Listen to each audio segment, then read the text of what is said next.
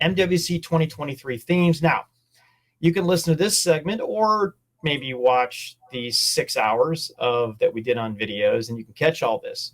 Actually, do that both, but I'm going to kick this one off. So how do you pull 5 days into 5 to 10 minutes? I'm going to give it my best shot. So the biggest themes that I saw, first of all, we have to give 5G credit for what it's brought right now.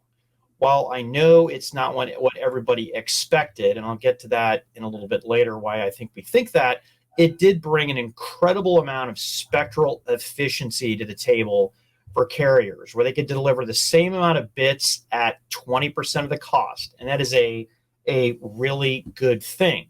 Now, what the industry did that was different in 4G versus 5G is at the end of a 10-year 4G run, companies like Uber came out, right? So we had to build the network first, and then the developers showed up after that. It makes sense, right?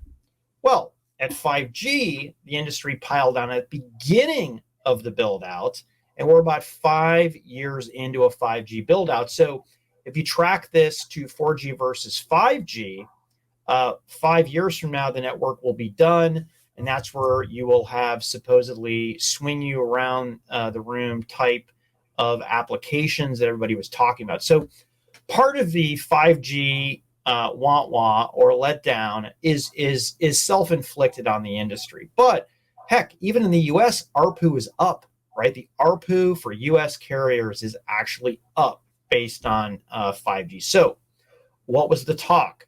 First off, APIs was the name of the game. And whether it's, the GSM APIs, but if you think about those developers I talked about, is instead of having to, let's say you are a global ISV, and right now you have to, let's say, write to 20 APIs, right? One for Verizon, one for Deutsche Telekom, one for AT&T, one for SK in Korea.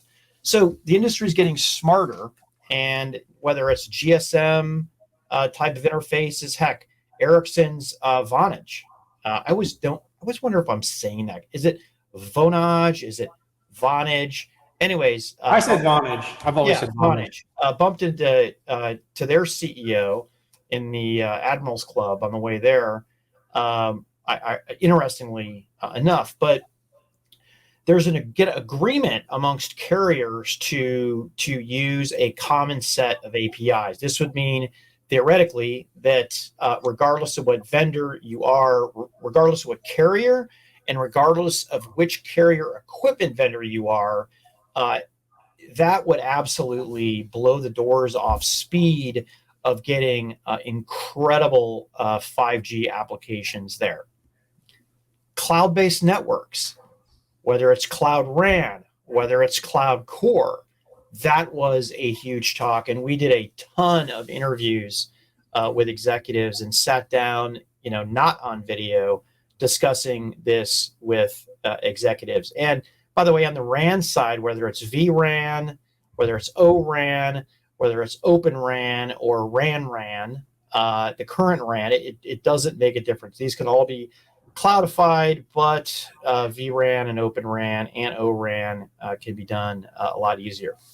Private 5G, this was a big topic that was discussed last year. It's actually becoming a reality with vendors out there. And whether it's, a Bosch, whether it's a BMW, whether it's an energy company, people showing off their wares and talking about it.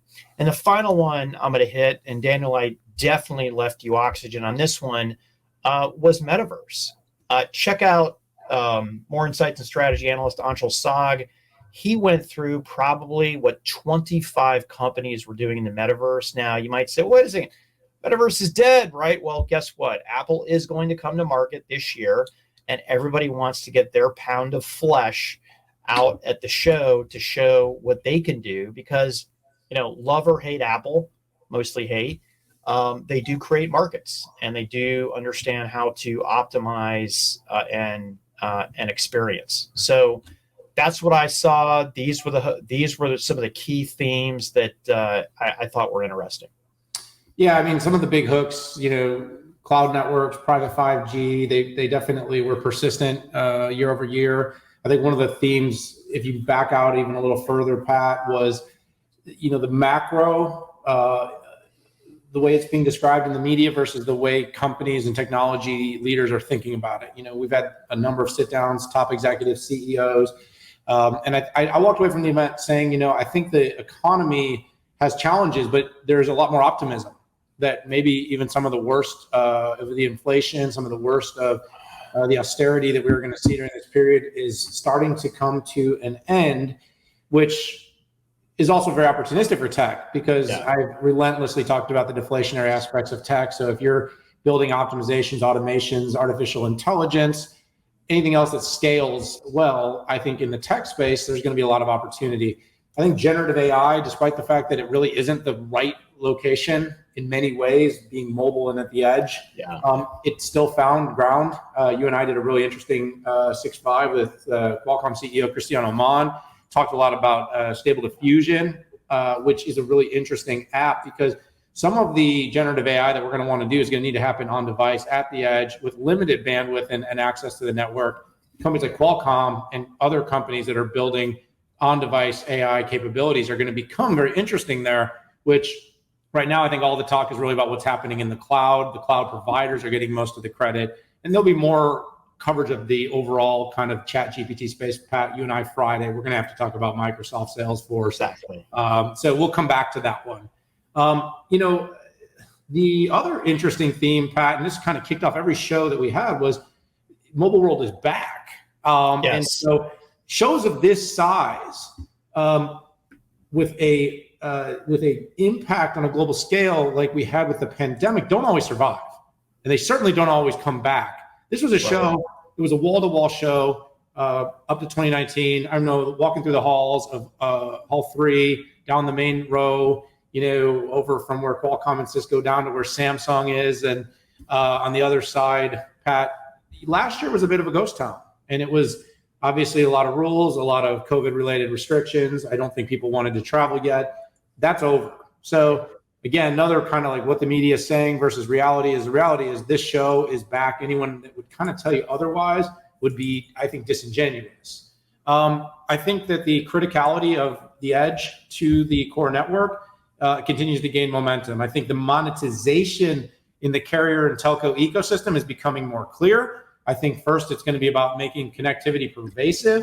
I think over time, like what you talked about with things like metaverse, again, not metaverse in the sense of Meta as the social media company, but metaverse in the sense of building applications that enable people to do their job more effectively in a shipyard or in a large manufacturing facility. That's going to start to gain momentum once again. And then, of course, data transport, how we move to be able to move data from one place to another is going to be massively impactful. Everything as simple as just high quality communications and connectivity, all the way down to moving mega petazettabytes of data from cloud to edge to enable a network, to enable edge applications to be implemented and utilized, which, by the way, all creates opportunities and challenges for the mobile world and telco ecosystem, Pat. So a lot more there. You have a Forbes piece. I'm going to put out a Forbes piece. There were some, very specific things, some neat partnerships announced. Check out all our other videos. We did so many videos. We did partnership videos. We did CEO videos. We have surprise guests like Pat Gelsinger, Intel CEO, who did our first 6.5 sneak attack of our, and you can see me genuinely shocked when he, those push-ups, Pat, if you're listening to this, you are strong. I get it. Great stuff there on Mobile World Congress. And I'm glad you put in there that it was definitely alive. I mean, I don't even remember seeing any masks, and nothing wrong with wearing a mask if you want to wear a mask, but I didn't even, I see them all over New York City and San Francisco. I did not see them at Mobile World Congress.